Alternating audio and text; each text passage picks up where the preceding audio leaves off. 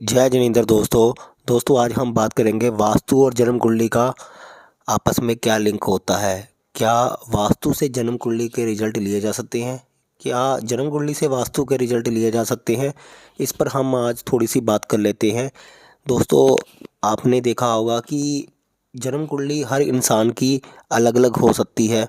यानी एक ही जन्म कुंडली के कई जातक हो सकते हैं, लेकिन आप जिस मकान में रह रहे हैं वो आपका मकान है। आपके मकान के साथ बस आपके फैमिली मेम्बर्स रह रहे हैं, 4 या 5 या जितने भी मेंबर हैं।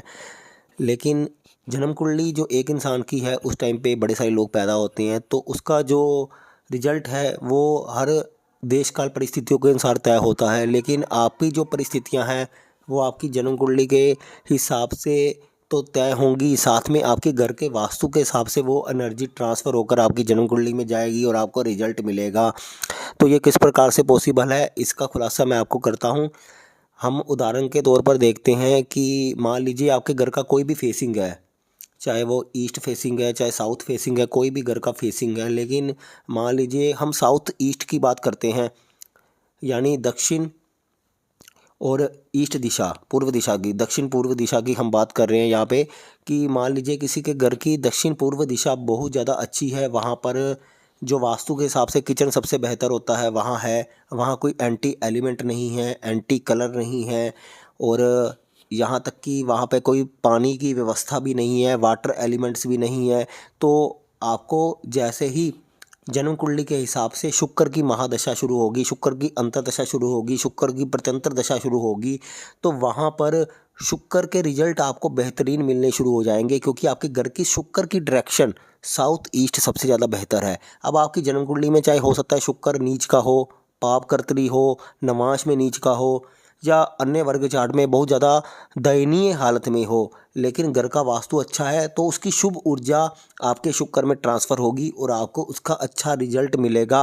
हो सकता है कि शुक्र इतना ख़राब हो, आपकी शादी की उम्र हो, आपकी शादी ना हो रही हो, लेकिन आपने उसी समय कुछ ऐसे घर में चेंजेस किए या फिर घर को बदल लिया, साउथ ईस्ट डायरेक्शन आपका अच्छा हो गया, तो वहीं शुक्र आपकी शादी भी करवा देगा। जो कोई भी एस्ट्रोलॉजर बोलेगा कि ये बहुत ज़्यादा ख़राबी की हालात में है, इसके लिए आप डायमंड पहनो, पन्ना पहनो, कुछ भी पहनो, कोई भी स्टोन आपको पहना देगा, चाहे शुक्र से रिलेटेड ओपल पहना देगा, लेकिन आपकी शादी नहीं हो पा रही क्योंकि आपका साउथ ईस्ट घर का बहुत ज़्यादा ख़राब है। जैसे ही साउथ ईस्ट घर का बहुत अच्छा होगा तो आपके रिश्ते आने भी शुरू हो जाएंगे।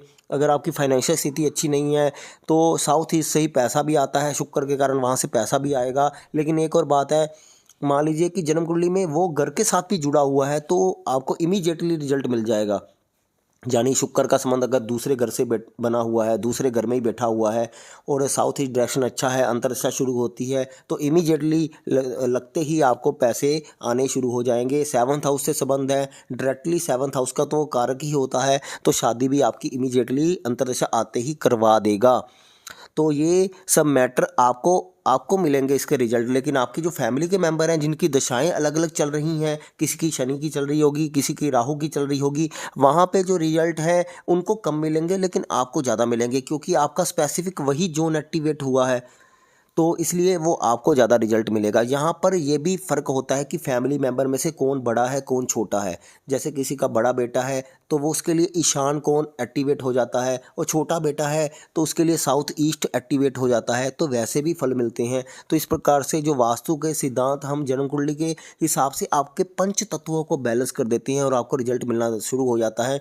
इसलिए अगर वास्तु अच्छा होगा तो जन्म कुंडली बोलेगी, अगर वास्तु खराब होगा तो जन्म कुंडली आपकी कमज़ोर ही रह जाएगी, वो ऊपर उठ नहीं पाएगी। लेकिन वास्तु अच्छा के हिसाब जितनी स्ट्रेंथ होगी उतना फल तो मिलेगा ही। कुछ लोगों को बिल्कुल भी फल नहीं मिल पाता, लेकिन बहुत बहुत शानदार वास्तु होने पर आपको जन्म कुंडली आपकी लो लेवल से ऊपर उठ सकती है।